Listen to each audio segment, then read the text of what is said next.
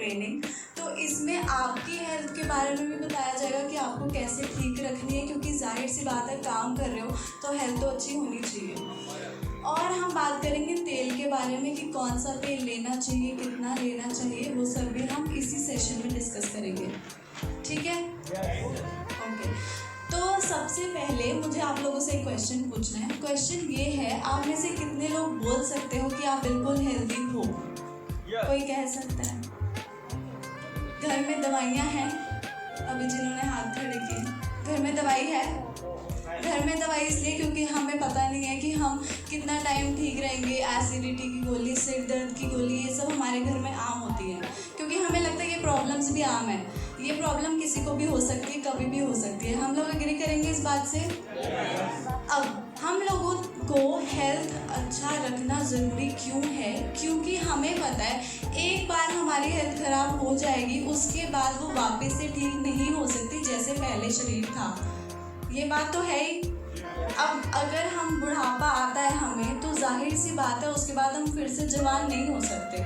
इसका मतलब क्या, अगर आज हमारे हाथ में हेल्थ है और हम उसका ध्यान नहीं रख रहे, तो कल को अगर हेल्थ नहीं होगी हम उसका कुछ नहीं कर सकेंगे, फिर हमें सिर्फ दवाई ही लेनी पड़ेगी।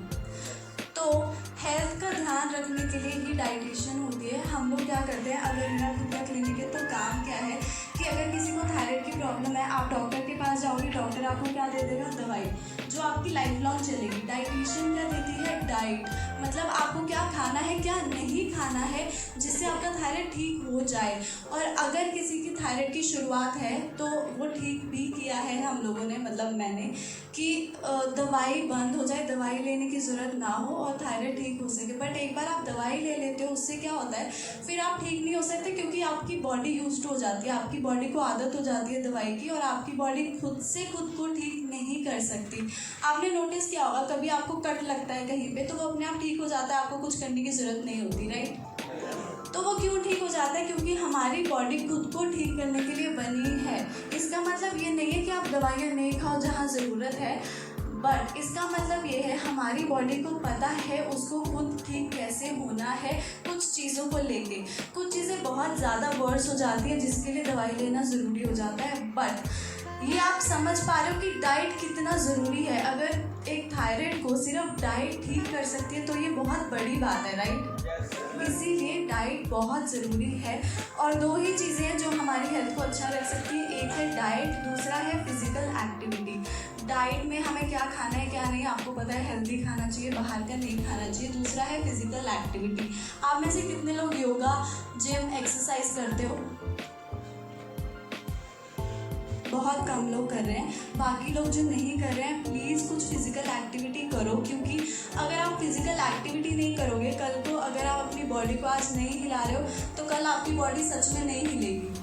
मतलब आपकी बॉडी खुद से ही फिर जवाब दे देगी कि नहीं, आप लोगों ने मुझे टाइम नहीं दिया, अब मैं आपको भी टाइम नहीं दूँगी। तो प्लीज़ फिजिकल एक्टिविटी करो। आधी प्रॉब्लम्स आपके फिजिकल एक्टिविटी करने से ठीक हो सकती हैं। दो चीज़ें ज़्यादा इंपॉर्टेंट है, जाहिर सी बात है 90% डाइट है, क्योंकि तीनों टाइम हम खाना खा रहे हैं। अगर एक दिन में 1 घंटा भी फिजिकल एक्टिविटी कर लेंगे तो भी हमारी बॉडी अच्छी रहेगी।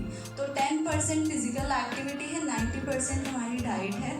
डाइट में क्या है, ये सारी चीज़ें हमारे लिए इंपॉर्टेंट है। नीचे से ऊपर जैसे ये ग्राफ जा रहा है, इसका मतलब नीचे वाली चीज़ें आपको ज़्यादा लेनी है, जो सबसे ऊपर वाली चीज़ें वो कम लेनी है, बट लेनी ज़रूर है। अब सबसे नीचे क्या है, हमारी दाल और अनाज, जो हम रोटी खाते हैं, दाल खाते हैं, सीरियल्स और पल्सेस, वो नीचे आते हैं। फिर उसके ऊपर आते हैं फ्रूट्स एंड वेजिटेबल्स, जो हमें लेने ही चाहिए।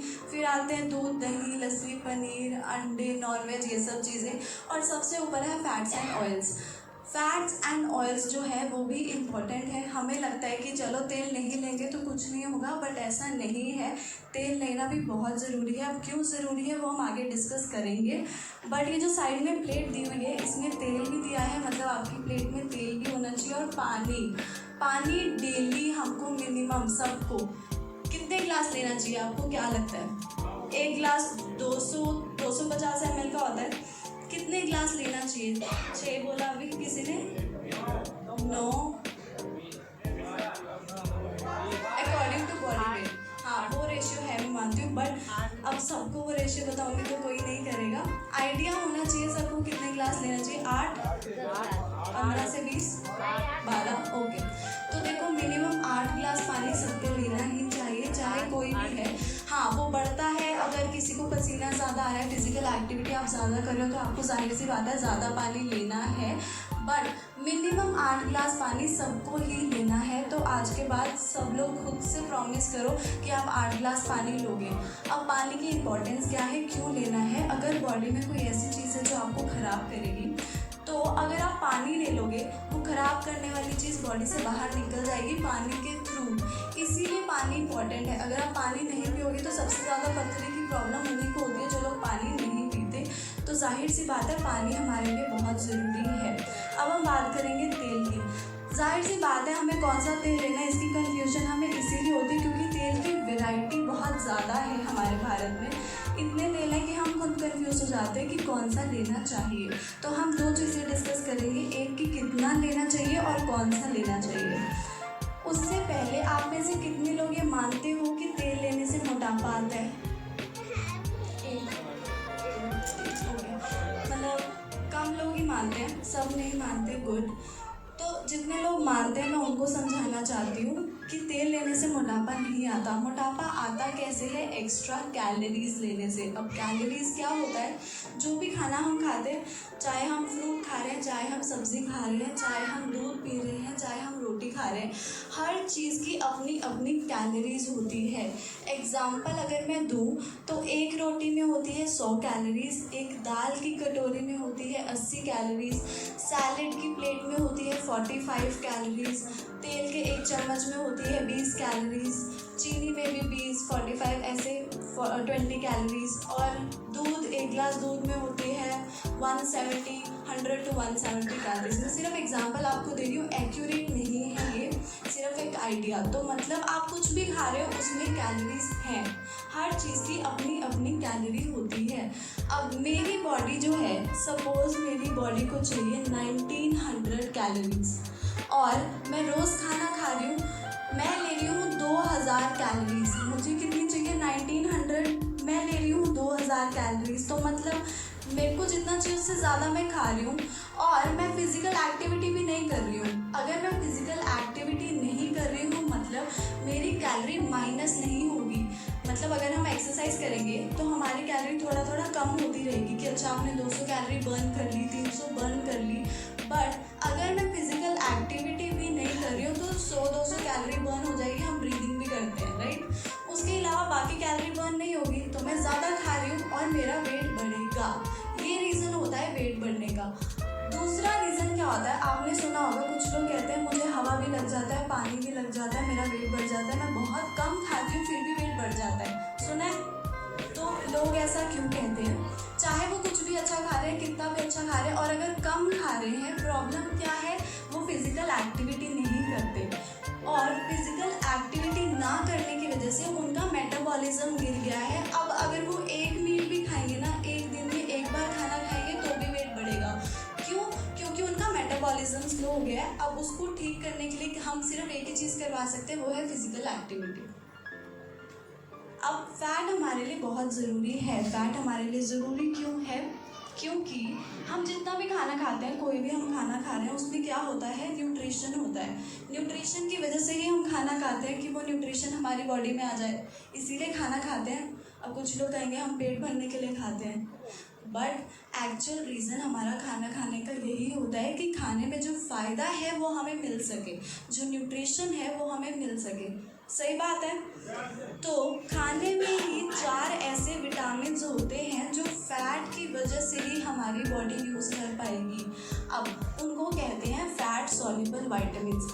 फैट से मेरा मतलब चर्बी नहीं है, फैट से मेरा मतलब है जो हम गुड फैट्स लेते हैं। तो गुड फैट्स कौन से होते हैं? जैसे अगर हमने अच्छा तेल ले लिया, अखरोट में गुड फैट्स हैं, सीड्स में गुड फैट्स हैं, तो ये जितनी भी गुड फैट्स वाली चीज़ें हैं अगर हम ले लेंगे तो ही जो कुछ विटामिन मैं आपको बताऊंगी वो आपकी बॉडी में एब्जॉर्ब हो पाएंगे, मतलब आपकी बॉडी उसको यूज़ कर पाएगी। अब वो विटामिन कौन से हैं? विटामिन ए, डी, ई और के, ये 4 ऐसे विटामिन हैं जो अगर आप फैट लोगे तो ये आपकी बॉडी में एब्जॉर्ब हो पाएंगे। फैट समझ में आ गया क्या होता है? अब एग्जाम्पल आपको मैं देती हूँ, अगर हम लोग गाजर खाते हैं, गाजर में क्या कौन सा विटामिन सबसे ज़्यादा होता है? कौन सा होता है? हाँ, ए, गुड। हाँ, तो गाजर में विटामिन ए सबसे ज़्यादा होता है। विटामिन ए क्या करता है? हमारी आंखों के लिए बहुत अच्छा है विटामिन ए, हमारे विजन के लिए बहुत अच्छा है, इसीलिए बोला जाता है कि गाजर खाओ। तो अगर हम गाजर ऐसे ही खा रहे हैं और कोई गुड फैट साथ में नहीं ले रहे, तो जो गाजर में विटामिन ए है वो शायद 40% तक ही आपकी बॉडी में एब्जॉर्ब हो पाएगा। बट अगर आप गाजर के साथ अखरोट खा रहे हो, अगर गाजर के साथ मिक्स्ड सीड्स खा रहे हो, तो 100% में से 95% तक विटामिन ए आपकी बॉडी ले पाएगी। समझ पा रहे हो? तो अब से जब भी गाजर खाओगे उसके साथ या तो अखरोट या फिर सीड्स ले लेना, क्योंकि विटामिन ए अच्छा बॉडी में एब्जॉर्ब होगा। तो इसीलिए फैट ज़रूरी है, क्योंकि वो क्या करता है, ये जो चारों विटामिन हैं इनको बॉडी में एब्जॉर्ब करवाता है, मतलब बॉडी इनको यूज़ कर पाती है। हमारे दिमाग के लिए भी फैट बहुत ज़रूरी है। अब ये क्यों ज़रूरी है? क्योंकि अच्छा, एक एग्जांपल देती हूँ। क्या होता है, जब हम हॉस्पिटल में थे तो अगर किसी को मिर्गी का दौरा पड़ता था या दिमाग की कोई प्रॉब्लम होती है, तो हम क्या डाइट देते हैं? 70% फैट रिच डाइट, फैट ज़्यादा हो वो डाइट देते हैं। क्यों? फैट क्या करता है? आपके दिमाग को ज़्यादा अच्छा वर्क करवाता है। अगर आपके दिमाग में कोई प्रॉब्लम भी है तो भी अच्छा फैट लेने से वो प्रॉब्लम ठीक हो सकती है। इसीलिए जिन पेशेंट्स को दिमाग की प्रॉब्लम होती है उनको 70% फैट वाली डाइट दी जाती है। तो आप समझ रहे हो फैट इतना इंपॉर्टेंट क्यों है? क्योंकि वो आपके दिमाग को अच्छा करता है। एक और चीज़, अखरोट की आपने शेप देखी होगी, कैसी होती है अखरोट की शेप? आगे वाले बोले, पीछे वाले सो रहे हो? दिमाग जैसी होती है।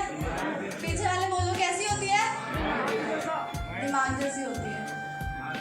ओके, और यहाँ दिमाग जैसी होती है। ओके, तो वो क्यों होती है दिमाग जैसी? क्योंकि जो हम दिमाग के जो हमारे अखरोट है उसमें गुड फैट्स होता है। गुड फैट्स क्या करता है? आपके ब्रेन को अच्छे से वर्क करवाता है। इसीलिए कहते हैं कि हर रोज़ हमको 2 अखरोट लेने ही चाहिए, क्योंकि वो आपके दिमाग को अच्छा वर्क करवाएगा। तो जितने लोग अभी तक अखरोट नहीं लेते थे, आज से शुरू कर दो, क्योंकि बहुत ज़रूरी है। इसीलिए जैसे जैसे हम बूढ़े होते रहते हैं हमारा दिमाग छोटा होता रहता है, हमें चीज़ें याद नहीं रहती। वो इसीलिए होता है क्योंकि हमारी डाइट में इतने गुड फैट्स नहीं हैं। तो अब से रोज़ 2 अखरोट सबको लेने हैं। अगर आपकी तहसील गर्म है, अगर आपको गर्म चीज़ें सूट नहीं करती, तो रात को भिगो के रख दो और सुबह ले लो, आपको सूट कर जाएगा। अब आगे बात करते हैं कि हमें कितना तेल लेना चाहिए। देखो, ICMR NIN क्या है? ये एक ऐसी एसोसिएशन है जो हमें कुछ गाइडलाइंस बताती है। इसकी फुल फॉर्म क्या है? ICMR है Indian council of medical research, NIN क्या है? National institute of nutrition. Basically ये सिर्फ न्यूट्रिशन पे काम करते हैं, मतलब सिर्फ खाने का डिपार्टमेंट है, खाने पे काम करते हैं। एप्पल में क्या है, बनाना में क्या है, जितने भी खाने की हमारी हेल्दी चीज़ें हैं उन पे ही सिर्फ ये ध्यान देते हैं और उन पे टेस्ट करके, रिसर्च करके, अच्छी तरह उसका देख के हम लोगों को बताते हैं कि अच्छा ये चीज़ इतनी अच्छी है, इतने लोगों को ये चीज़ ने फ़ायदा दिया, तो आप लोग इस चीज़ को इतना खा सकते हो, इससे आप सबका अच्छा होगा। तो उन्होंने ही हमें बताया कि 25 ग्राम्स तक विजिबल फैट हम लोग डेली ले सकते हैं, बट सिर्फ अगर आप हेल्दी हो तो। अगर आपको ऑलरेडी कोई हार्ट की प्रॉब्लम है तो जाहिर सी बात है कि उन लोगों के लिए नहीं है, वो लोगों को सिर्फ 1 से 2 चम्मच डेली अलाउड होता है। बट अगर आप हेल्दी हो तो आप अप टू 25 ग्राम्स तक विजिबल फैट ले सकते हो, और अगर आप फिजिकल एक्टिविटी कर रहे हो तो अप टू 40 ग्राम्स तक भी आपका विजिबल फैट जा सकता है। तो 25 ग्राम से 40 ग्राम्स तक विजिबल फैट आप ले सकते हो। अब क्वेश्चन ये है कि हमें कौन सा तेल लेना चाहिए। उसको समझने से पहले आपको ये चीज़ क्लियर होनी चाहिए कि हर तेल में 3 चीज़ें होती हैं। आप चाहे सरसों का तेल ले रहे हो, आप चाहे ऑलिव ऑयल ले रहे हो या कोकोनट ऑयल ले रहे हो, तो हर तेल में ये 3 चीज़ें होती ही हैं, सफ़ा, पूफा और मुफा। सफ़ा है सैचुरेटेड फैट, पूफा है पॉली अनसैचुरेटेड फैट, मुफा है मोनो अनसैचुरेटेड फैट। तो ये 3 चीज़ें हर तेल में होती हैं। अब देखो, ये तीनों चीज़ें हैं हर तेल में। सब लोगों से क्वेश्चन है मेरा, सब लोग सुनो कि अब हर तेल में ये 3 चीज़ें हैं, तो हम कैसे बोल सकते हैं कि कोई तेल इतना अच्छा है, कोई तेल इतना बुरा है? सब में यही 3 चीज़ें हैं, फ़र्क क्या होगा? क्या फ़र्क होगा? क्वांटिटी का, क्वालिटी का, ओके गुड, स्वाद का, ओके, विटामिन्स का, ओके। और पीछे वालों ने कुछ नहीं बोलना? ठीक है, तो मैं बताती हूँ। देखो, फ़र्क होता है ज़्यादा कम का। अब किसी तेल में सफ़ा ज़्यादा होगा, किसी तेल में मुफ़ा ज़्यादा होगा, किसी तेल में मुफ़ा ज़्यादा होगा। उस चीज़ का फ़र्क होता है जिसकी वजह से हमें कह सकते हैं कि कोई तेल अच्छा है और कोई तेल बुरा है। क्योंकि ज़्यादा सफ़ा खाने से क्या होगा, मुफ़ा खाने से क्या होगा, मुफ़ा खाने से क्या होगा, ये हम अब डिस्कस करेंगे।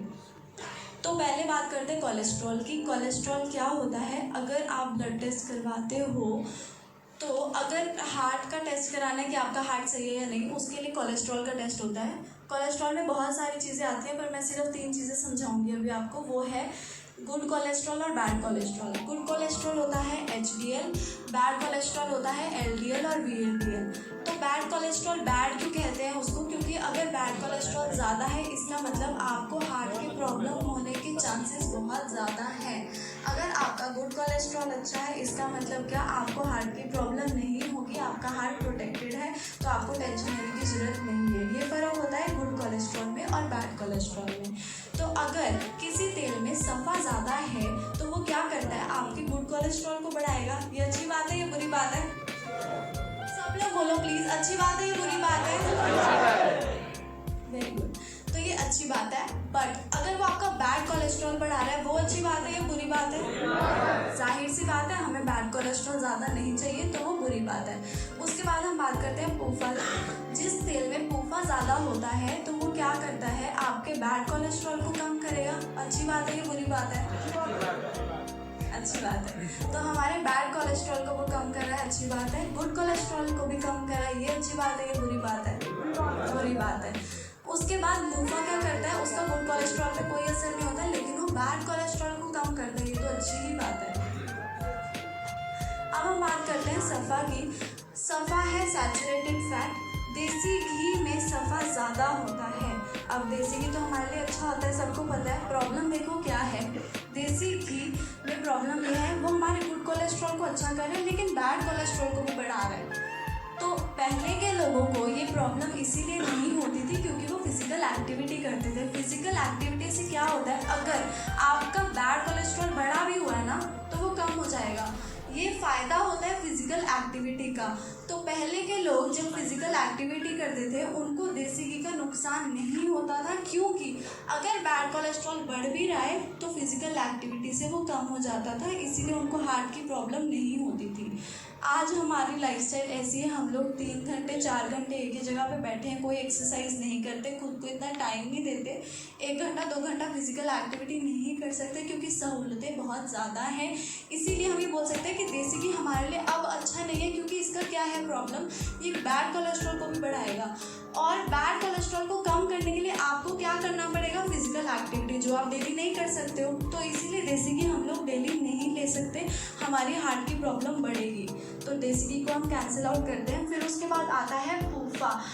पूफा में कौन से तेल आते हैं, sunflower oil, safflower oil, cotton seed oil, corn oil, soybean oil, ये सारे तेल आते हैं पूफा में। मतलब इन सारे तेलों में पूफा ज़्यादा होता है। अब देखो ऑनेस्टली बताओ तो अगर इसको आप कम समय के लिए लो कि अच्छा है, इसकी प्रॉब्लम कोई नहीं है, बट प्रॉब्लम ये है कि अगर हम इसको लंबे समय तक लेते रहेंगे तो ये हमें जोड़ों की दर्द की दिक्कत दे सकता है, हमें इससे आर्थराइटिस हो सकता है, तो इसको हम लंबे समय तक नहीं ले सकते। अब लोग क्या करते हैं, क्योंकि डॉक्टर्स कहते हैं, मतलब हम लोग भी यही बोलते थे हॉस्पिटल में कि तेल को बदल बदल के ले लो, आपके लिए अच्छा है।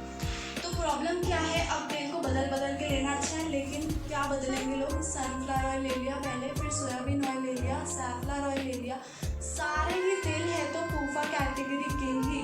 तो अगर आप तेल को बदल भी रहे हो, पूफा जो ज़्यादा है वो चेंज नहीं हो रहा। मतलब क्या हुआ कि आप लंबे समय तक कौन सा तेल ले रहे हो, पूफा वाला तेल ही ले रहे हो।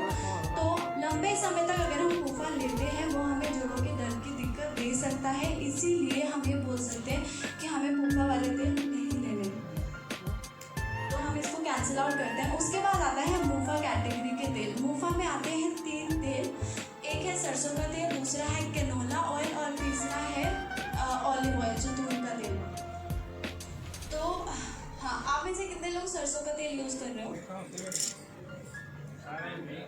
ओके। और राइस ब्रान ऑयल प्रमोट करना है और यूज़ कौन सा कर रहे हो? राइस ब्रान, 2 लोग यूज़ कर रहे हैं। ओके। राइस ब्रान ऑयल का एक्चुअल में पराठे में यूज़ क्यों होता है? क्योंकि सबसे अच्छी बात जो राइस ब्रान ऑयल की है वो ये है कि उसका स्मोकिंग पॉइंट अच्छा है। मतलब अगर आपको पकौड़े भी तलने हैं ना तो राइस ब्रान ऑयल उसके लिए बेस्ट है। क्यों बेस्ट है? क्योंकि उसका स्मोकिंग पॉइंट अच्छा है। स्मोकिंग पॉइंट का मतलब क्या होता है मैं आगे बताऊँगी, बट दोस्तों अगर आप वीडियो अच्छा सरसों का लगे तेल यूज़ कर रहे तो हो तो वीडियो को जाहिर सी लाइक, बात है आप शेयर और कन्विंस कमेंट नहीं ज़रूर होगे करें। कि राइस चैनल ब्रान को ऑयल कितना सब्सक्राइब अच्छा है, करें। इसलिए थैंक यू, आपने खुद का तेल ही नहीं पता, धन्यवाद। लेकिन आप प्रमोट करने वाले हो राइस ब्रान ऑयल को। तो अगर आप ये काम कर रहे हो, अगर आप राइस ब्रान ऑयल प्रमोट